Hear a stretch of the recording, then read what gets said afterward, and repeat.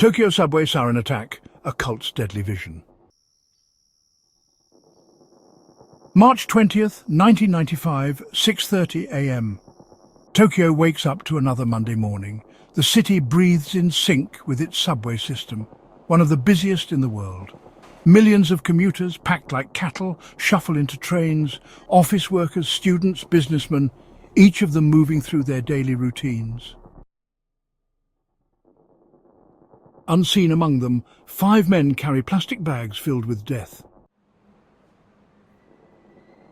7:30 a.m. The death squad moves in.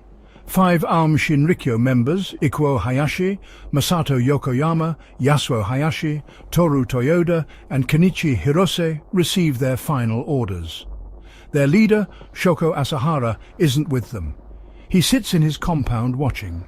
He doesn't need to be there. His soldiers will kill for him. Each man carries 2 sealed plastic bags filled with highly toxic sarin nerve gas. Wrapped in newspapers, they look harmless. They're umbrellas, not for the rain.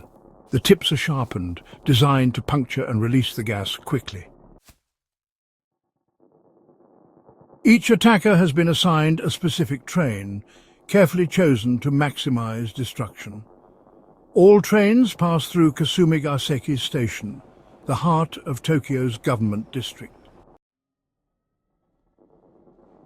7:45 a.m. Final preparations.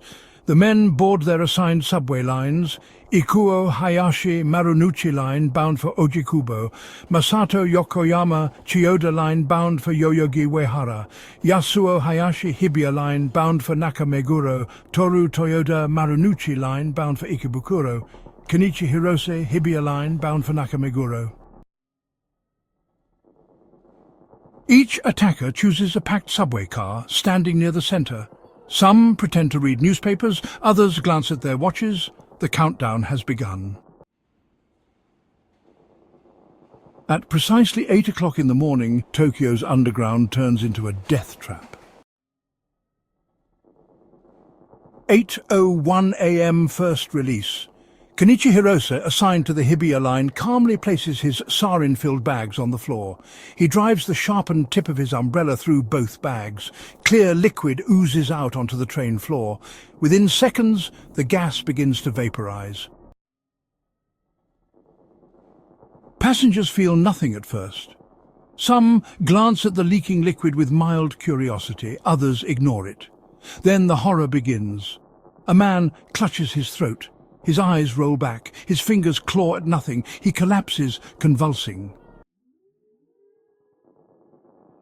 The gas spreads fast. Some passengers try to move toward the exits, but their muscles won't obey them. Their bodies have become prisons. Hirose calmly steps off the train at the next station and walks away. He has done his job. 8:02 a.m. Second release.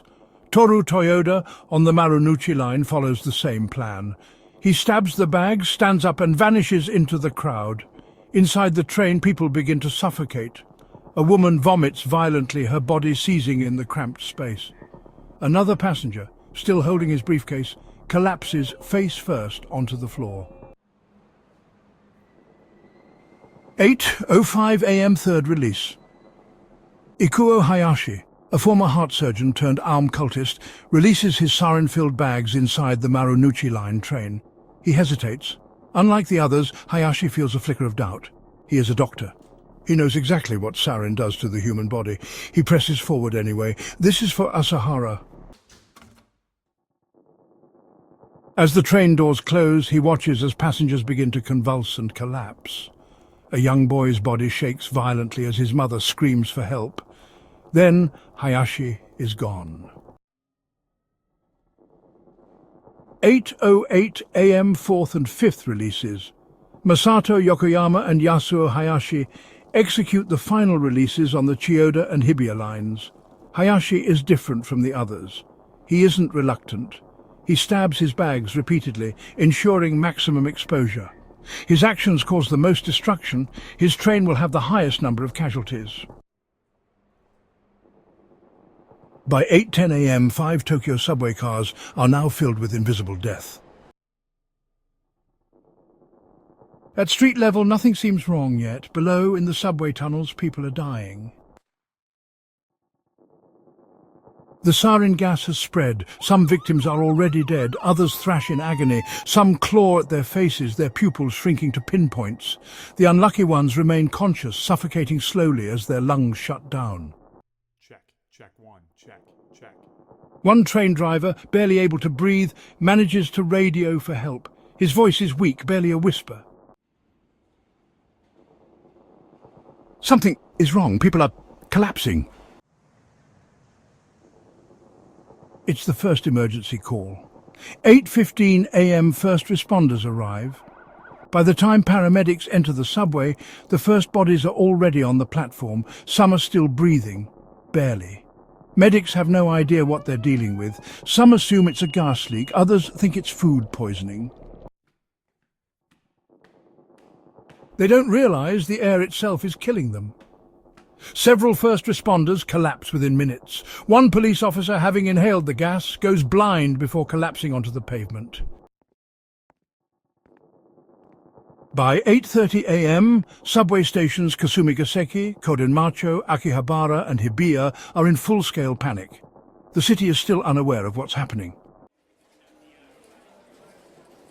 Shoko Asahara was born Chizuo Matsumoto in 1955. Partially blind, he grew up in poverty, attending a school for the visually impaired. His early life was filled with lies and scams. He faked being a doctor, sold fake cures for diseases, and manipulated people into believing he had supernatural powers. In 1987, he founded Aum Shinrikyo, claiming he was the next Christ, the new Buddha. He surrounded himself with scientists, engineers and doctors. He promised his followers they would survive the apocalypse. But if the world wasn't ending fast enough, he'd help speed it up. Before the subway attack, Aum Shinrikyo attempted mass killings multiple times. In 1990, a failed sarin gas attack in Matsumoto. In 1992, a botched anthrax attack in Tokyo.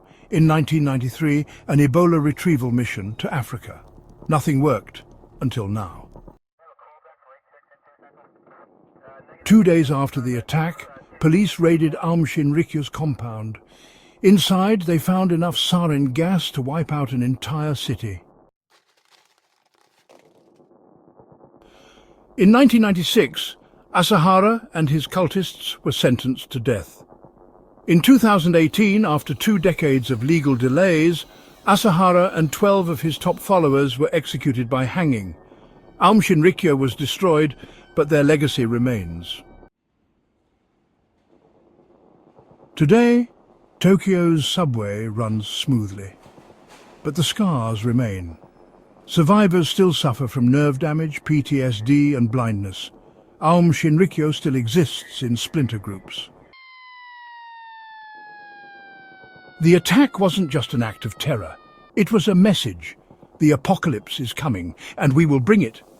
The question isn't whether another attack could happen. The question is when.